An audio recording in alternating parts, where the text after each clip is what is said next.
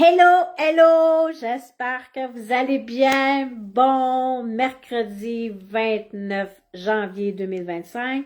C'est Sophie, inspiratrice de joie. J'espère que vous êtes prête. Deuxième journée du sujet relations amoureuses, d'amitié, avoir des relations plus saines malgré nos blessures.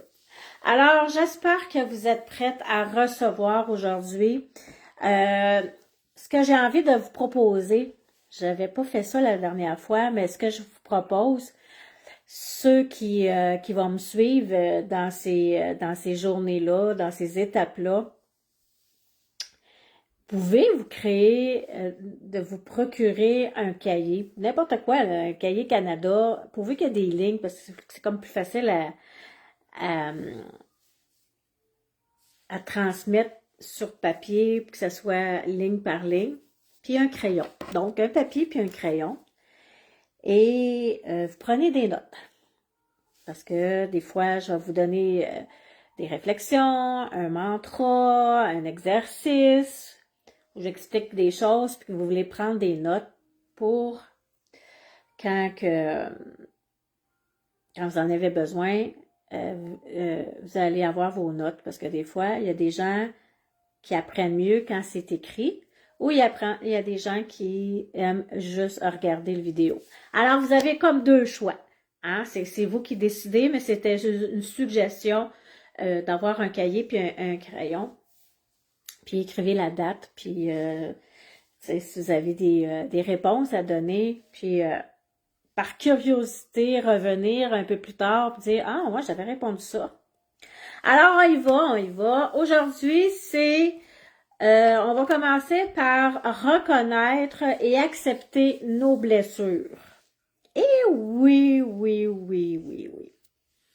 Reconnaître et accepter nos blessures. Premièrement, identifie tes blessures.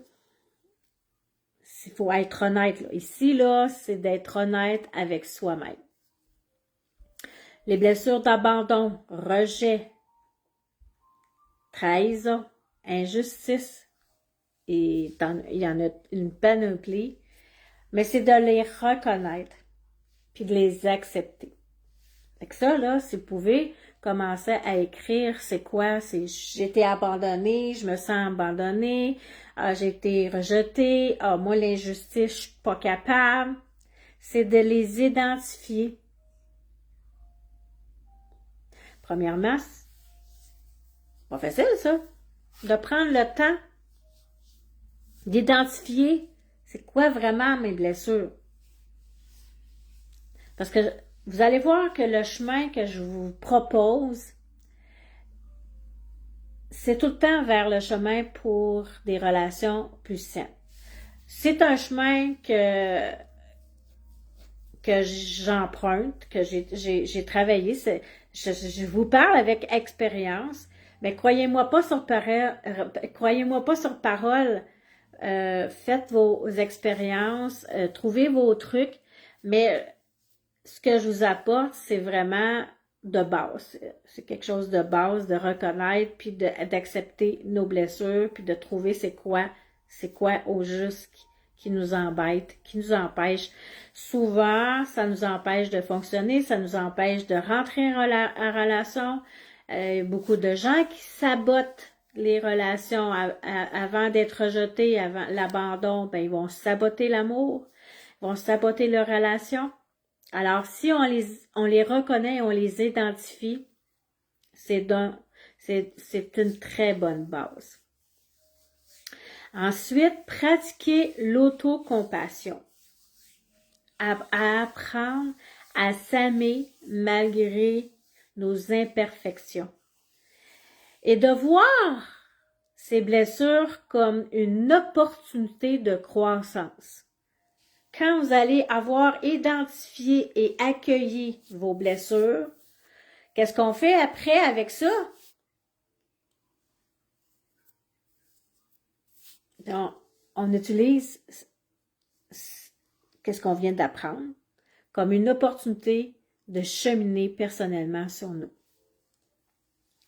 Un petit exercice que je vous propose.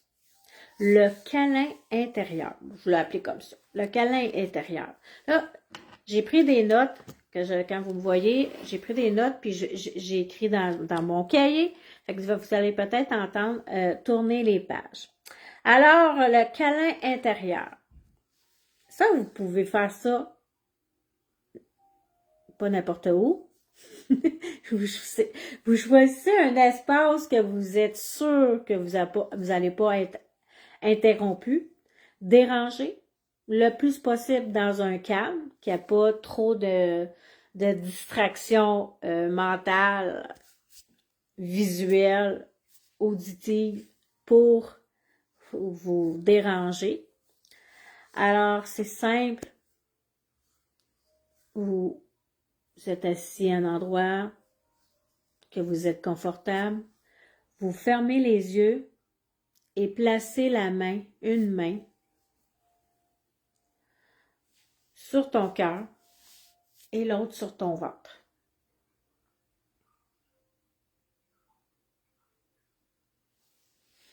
Respire profondément et ressens la chaleur de tes mains. Imagine qu'elles t'apportent réconfort et de douceur. C'est comme une tape dans le dos. Ça t'apporte réconfort et de douceur.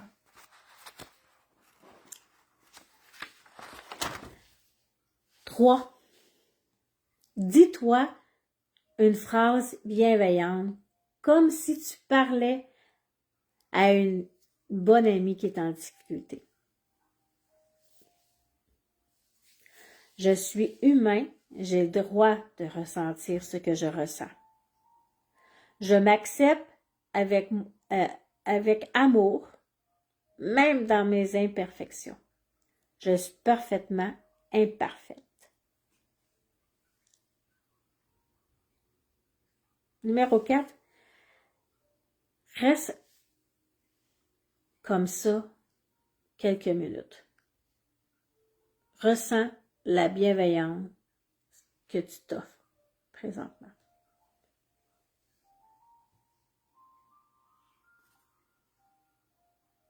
Cet exercice-là, vous pouvez le faire quand vous vous sentez un peu dépassé, un peu beaucoup que vos blessures vous hantent, là que vous gérez plutôt rien.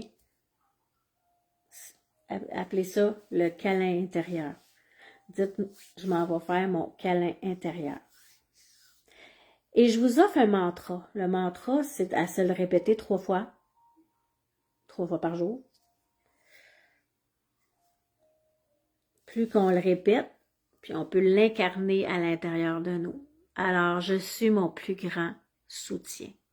Je m'accueille avec amour et douceur, peu importe les défis. Et le but, c'est d'avoir des relations plus saines, équilibrées et authentiques.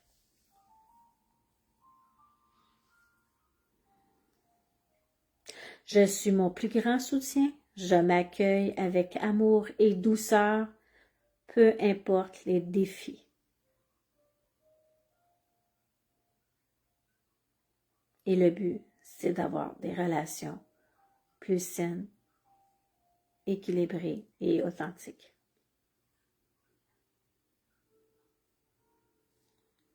Pourquoi commencer par l'autocompassion pour des relations plus saines? Hein? Est-ce que c'est une question? Pourquoi on commence par là? Pourquoi j'ai décidé de commencer par là? Parce que la relation avec soi-même définit toutes les autres. Réfléchissez à ça. Si vous avez une très bonne relation avec vous-même, vous risquez de vivre des belles relations.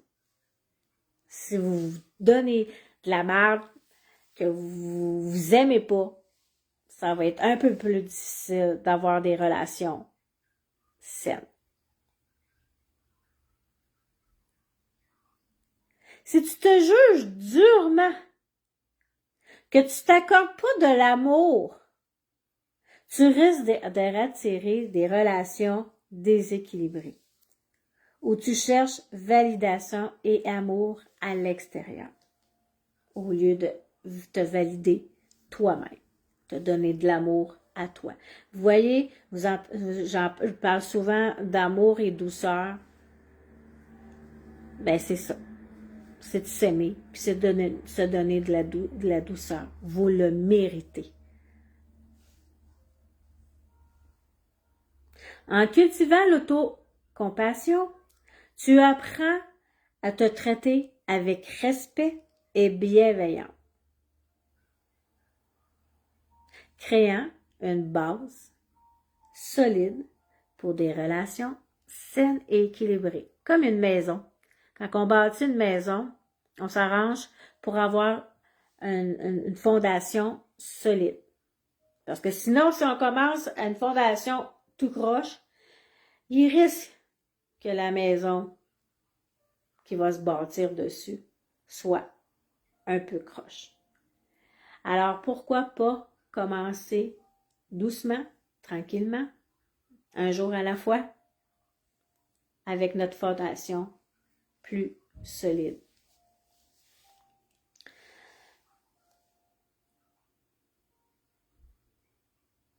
Deux, parce que la compassion aide à mieux gérer les défis relationnels. Les relations amoureuses ou amicales sont parfois teintées d'incompréhension et de blessures. En pratiquant l'autocompassion, tu développes une plus grande tolérance envers tes imperfections et les imperfections de l'autre.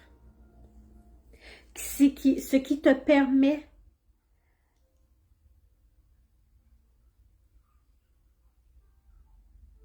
d'éviter d'être trop en réaction émotionnelle excessive et favorise une meilleure communication.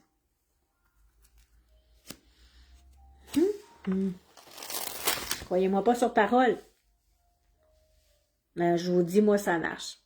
Puis c'est pas nécessairement moi, ça vient pas de tout de moi, c'est par expérience, mais c'est quelque chose de base que je vous parle. C'est pas quelque chose qu'on doit aller j'ai payer des cours de 2000 pièces puis 3000 pièces. L'autocompassion, ça commence par soi. Si vous n'avez pas besoin, ça coûte de l'argent. Vous pouvez faire ça à tous les jours, à tous les instants. C'est quelque chose qui est gratuit. Je te dis pas que c'est facile à faire. Tu sais, les choses faciles à faire, on n'apprend pas trop. Mais quand on travaille fort sur ça, après, quand il arrive avec un résultat, il y a un effort égale action égale résultat. Plus que tu es doux avec toi-même, plus tu peux l'être avec l'autre.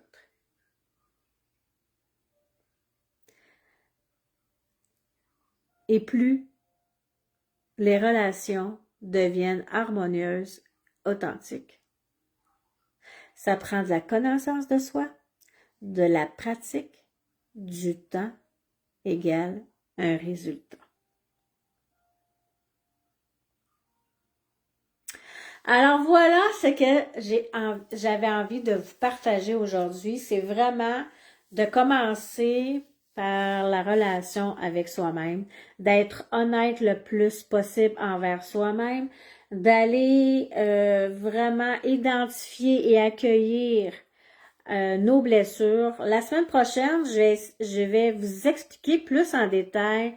On les appelle en psychologie les blessures de l'âme. L'abandon, le rejet, l'injustice, la trahison. C'est des blessures qui font mal, qui laissent des séquelles. Mais, je vous le dis là, personnellement et expérience, c'est possible d'avancer, d'avoir des relations saines et harmonieuses avec les autres, malgré nos blessures. Je donne l'espoir, là. Quelqu'un qui a plus d'espoir et qui dit j'ai trop de blessures. On va y aller étape par étape. Si vous voulez partager, ce serait le fun. C'est ça que j'ai envie. J'aimerais ça que ça soit interactif. Maintenant, quand vous voyez cette vidéo-là, partagez-moi vos blessures. Venez partager ensemble. Ensemble, on va plus haut. L'entraide, le partage, se sentir moins seul. Alors, ce que je vous propose, c'est de venir écrire un mot, votre blessure, abandon, rejet, injustice, trahison, juste un mot. Et la semaine prochaine, je vais essayer de plus détailler c'est quoi ces blessures de l'âme-là. Alors, je vous souhaite une excellente journée. Soyez prudents. Je ne sais pas si où vous êtes dans le Québec. Moi, je suis dans les Laurentides, à Saint-Jérôme. Il y a une petite neige. Ça pourrait être glissant à certains endroits. Alors, faites attention à vous. Et si Dieu le veut, on se revoit.